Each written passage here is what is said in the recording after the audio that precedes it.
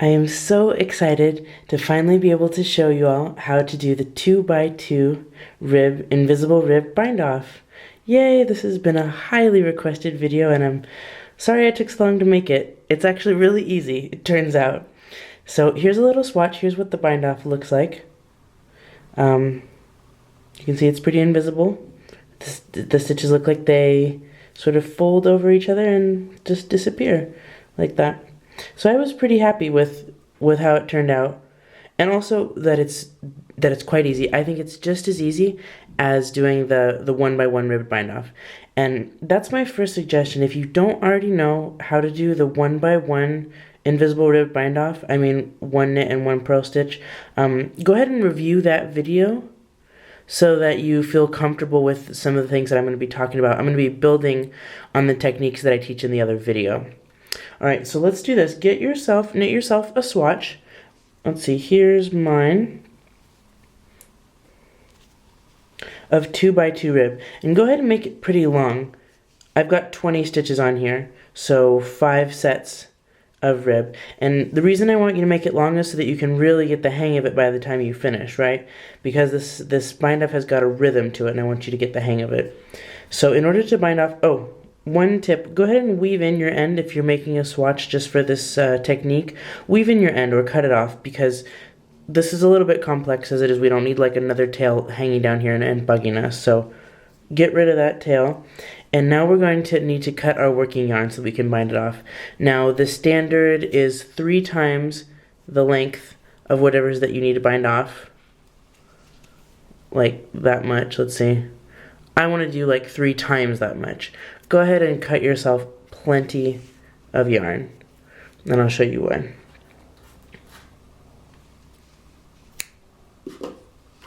Okay.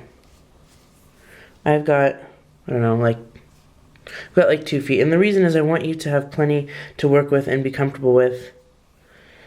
Just like the long tail cast on, the more you do this, the more you'll feel comfortable with how much tail you need. Alright. Thread a tapestry needle. You can give the yarn a little twist there if it's not being cooperative. Okay. And this is so that you can have, one of the reasons that I wanted to give you so much tail was that you had plenty of yarn to leave down here like that and still a lot to work with. Okay, so let's look at our stitches real quick.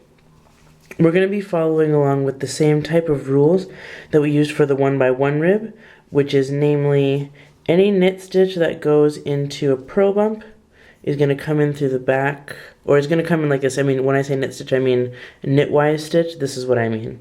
Going into a purl stitch like that. Okay? And I'll show you in more detail. And also, let's see. The only other thing that you need to make sure to remember is to keep the yarn underneath this needle right here. We don't want to see any of this. I don't want to see any of this accidental business stuff like that. So we're just going to be extra cautious to make sure that everything that's happening is just happening right here, underneath the needle.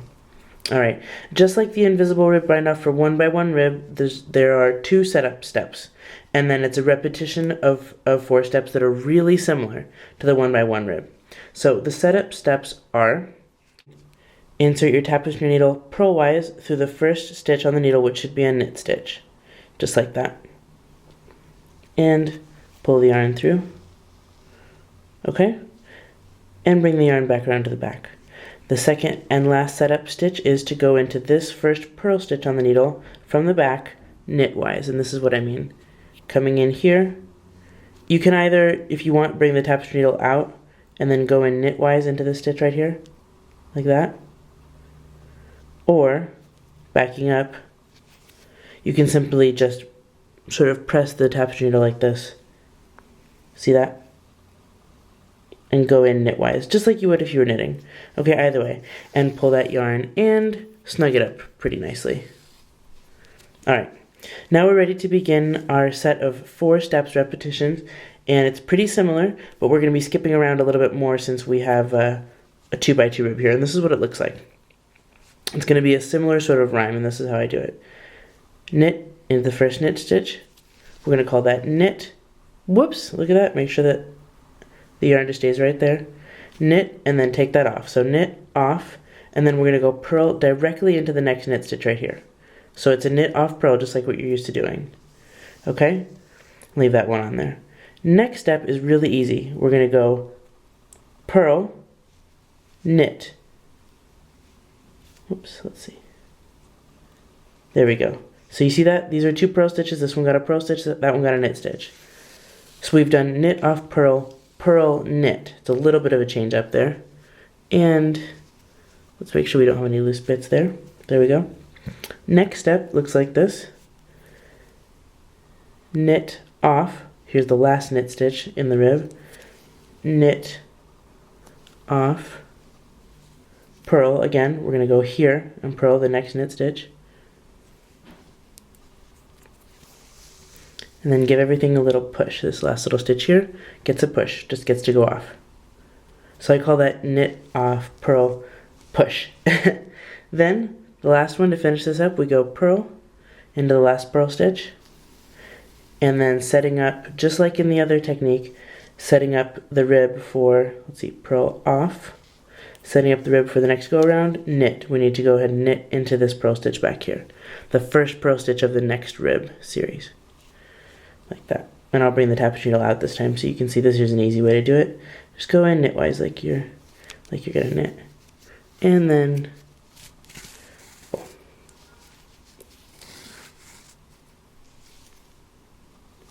alright. So I've bound off 2 knit stitches and 2 purl stitches. And you might be saying, whoo, that's a lot to remember. But we're gonna get a little rhythm going, and you can, if you want to take some notes, I just wrote a simple cheat sheet down. There you go. Knit off purl, purl knit, knit off purl, push, purl knit. So it's just a little change from what we've already learned. Alright, and there's the setup. Purl, knit. Now I know that's really oversimplified, but I'm going to practice with you so that you get the hang of it without having to rely too much on the written directions. Now, one tip before we go forward. There we go. Each stitch needs to get 2 loops through it before it gets to come off.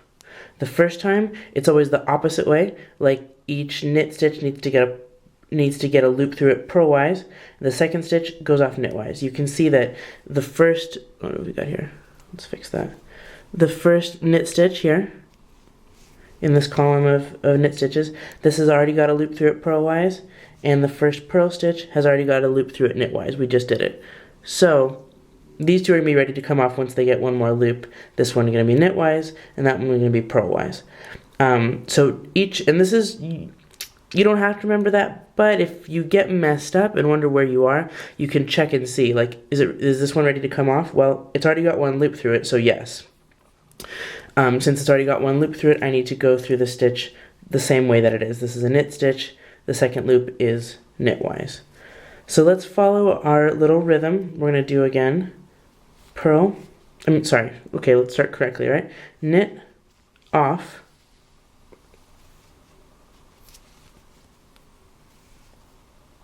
off, purl, right here. Purl, knit.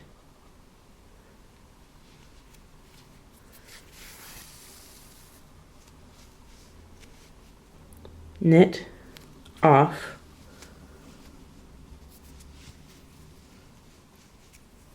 purl,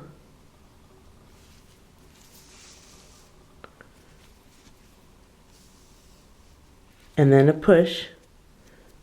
That one's ready to go.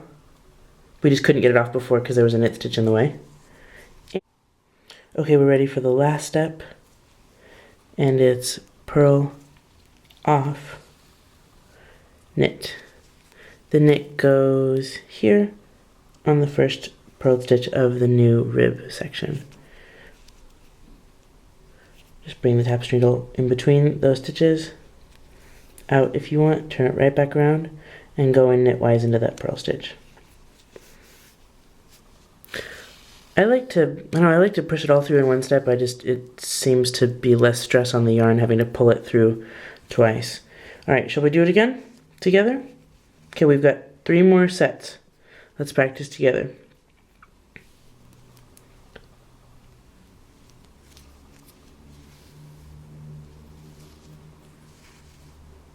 knit off is what I just did. Purl, right here.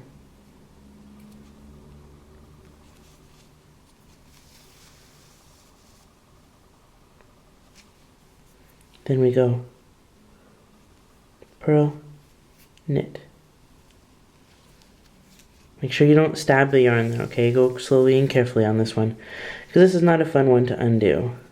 Then again, knit off. This is going to be a theme, I think. There we go. Purl, this time into this next knit stitch.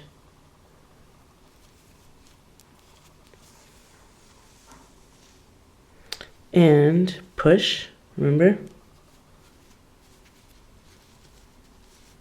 Now, purl off and knit. Here we go. Just want to make sure that I'm being very clear here. There we go.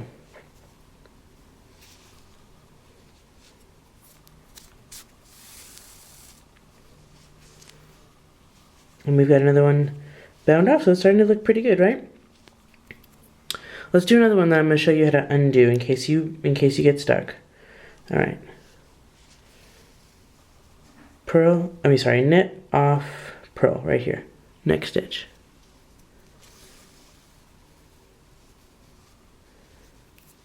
What's next? Purl, knit, right next door, right there. Oops, and I stabbed the yarn. I'm going to go slower. Purl, knit. There we go. That looks better.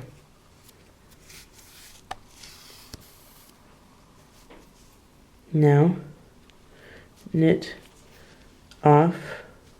Let's get that yarn, make sure that it's just under the needles there. There we go. Knit off. Purl the next knit stitch. And push. Bye-bye.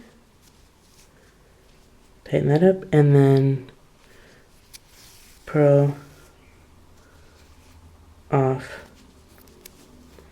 and knit. Now if you do need to take something out, it's going to be kind of a pain in the butt, so I suggest that you go slowly, but here we go, there's our knit, there's our last step. Just take your tapestry needle and go back through and follow back where you've been, okay? So just look at your yarn in case something looks weird, in case you don't recognize where you are, something weird happened. Look at where your yarn is and just follow your tapestry needle back through. Loosen everything up and follow the yarn. Looks like I went through it there. Just gonna go back through, right back where I went. Let's see if that undoes it. Yep. Okay, then here we go, looking at it right here. There we go. Just give it a tug, see which one you're looking for, and then just go back along it with your tapestry needle. Right there. Remembering to put the stitch back on, right? This one I had just taken off. There it goes. This needs to go back on the needle. And let's put it on.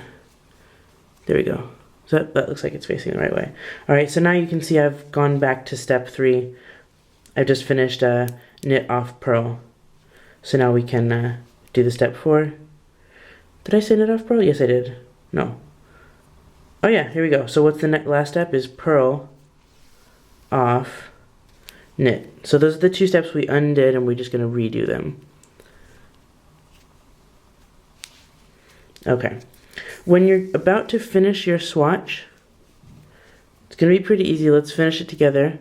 We've just got a couple more steps. Let's do knit off purl right here, remember?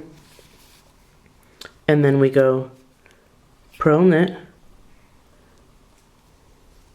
purl knit, right?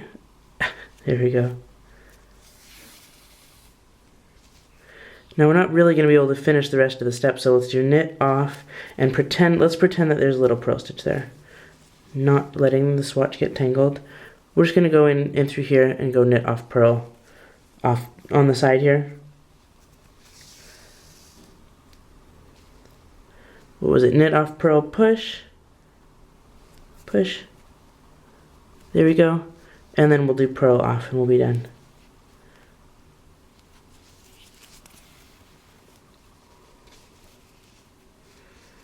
So there you have it.